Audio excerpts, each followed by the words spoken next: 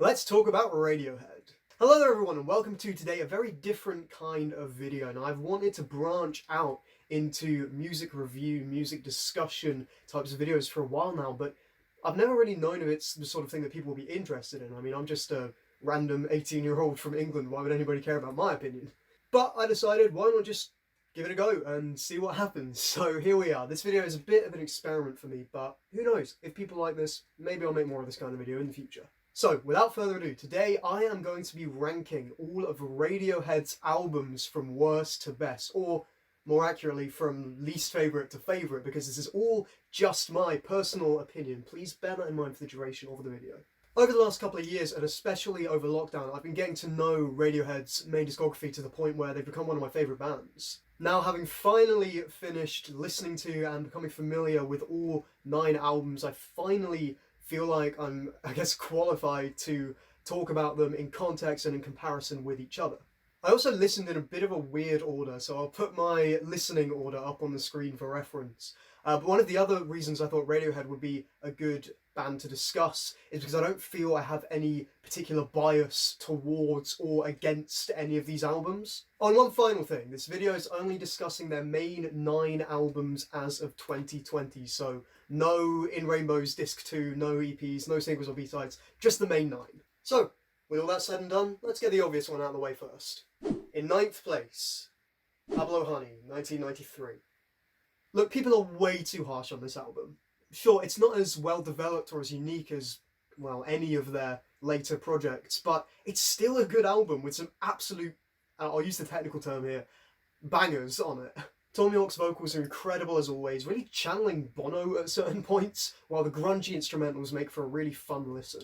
Also, Creep is amazing and absolutely deserved the success it got, and that is a hill I will die on. So why is it at the bottom of my list? Well, simply put, it's just because I like the other 8 albums more than this one.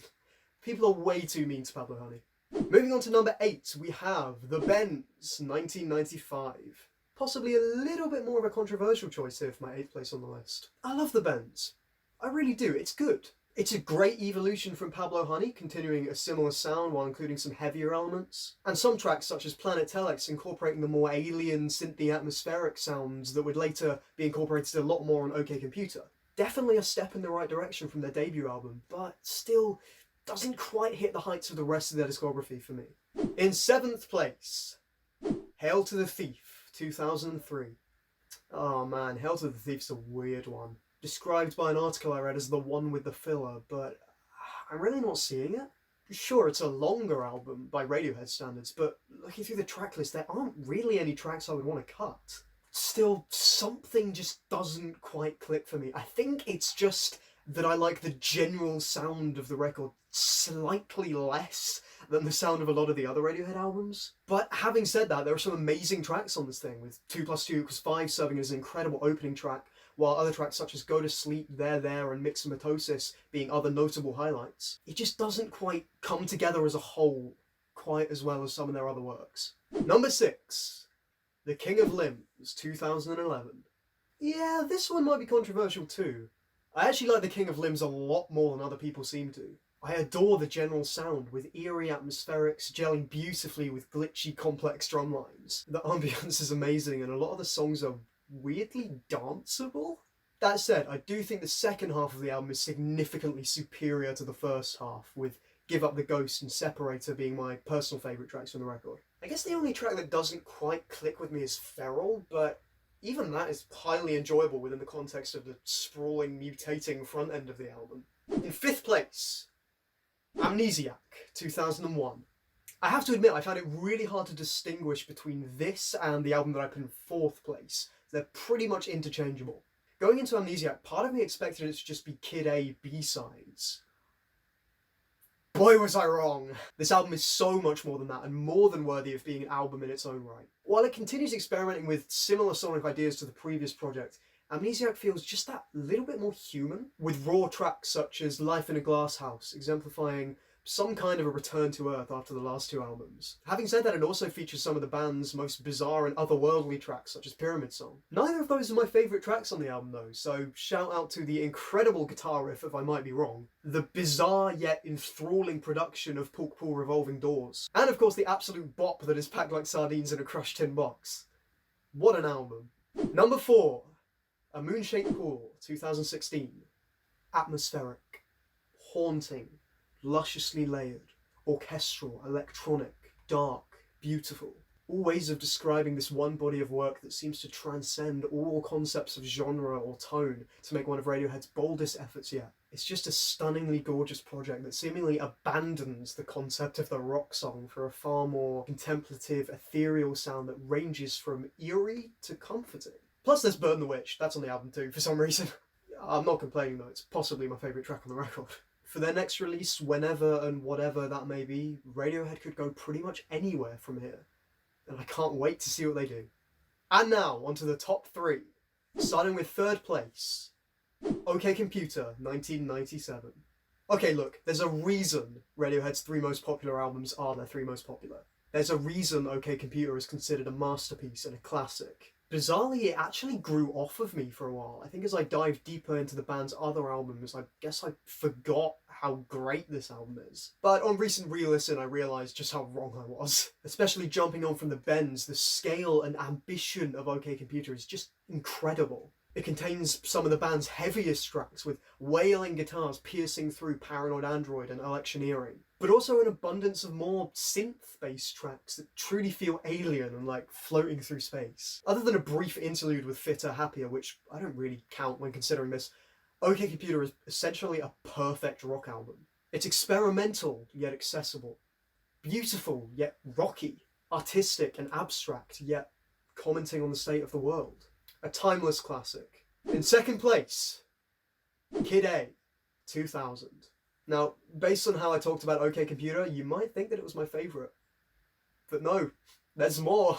After the huge success of OK Computer, Radiohead had so many options. They could follow along a similar pathway, keeping all their fans happy. They could pursue a more accessible sound, attracting new fans and become even more famous. Or they could release Kid a bizarre album with a sound almost as far away from their previous material as they could get. Electronic loops, modular synths, manipulated vocals, abstract, almost nonsense lyrics. I wasn't alive when this thing was released, but I can only imagine the sheer confusion from fans of the band back in 2000. And yet, it's a universally acclaimed masterpiece. And rightly so. It's not an easy listen, especially at first, with the bizarre tuned vocals of the title track, the heavy distorted bass on the national anthem, and the piercing drone note of How to Disappear Completely. But once you submit to this album, it has a haunting beauty unlike perhaps any other. The second half of the record is just as great, with a hit after hit trilogy of Optimistic, In Limbo and Idiotech, my personal favourite from the album, and possibly one of my all-time favourite Radiohead songs. And finally, Motion Picture Soundtrack is one of the most beautiful, heartbreaking, yet somehow hopeful tracks that the band have ever made. A perfect ending to a near-perfect album. But it's still not my favourite. If you're a Radiohead fan, you know exactly what's coming. Maybe you knew what was coming from the beginning if you saw my t-shirt. Number 1. My favourite Radiohead album. In Rainbows, 2007. I never get bored of this album. Every single detail on this project is just perfect. It's bizarre to me how possibly their most accessible album is also, in my opinion, their best. Yet In Rainbows balances everything that the band does well and improves it on all fronts. With genuinely some of the best production I've ever heard, this album mixes creative songwriting, gorgeous instrumentals, and a warm, almost comforting sound, all blending together to create a near flawless project. There's not a single bad song on this thing. In fact, I struggle to even identify songs that I like less than others. Look, if you haven't listened to this album and you're just watching this video out of, I don't know, curiosity or something, then stop watching right now and go and listen to In Rainbows. Despite only being 10 tracks long, there is just so much in this project. I could talk about this album for hours, but I won't.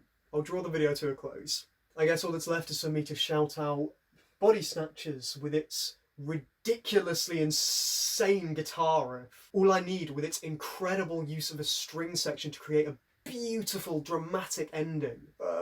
Reckoner with its soaring vocals and its captivating rhythm section. Weird Fisher's Arpeggi with its incredible bass line and build-up at the end. Videotape for being hands down the best piano ballad Radiohead's ever done. Oh, and of course, House of Cards for being possibly, maybe, if I had to choose, my personal favourite song from the incredible band that is Radiohead.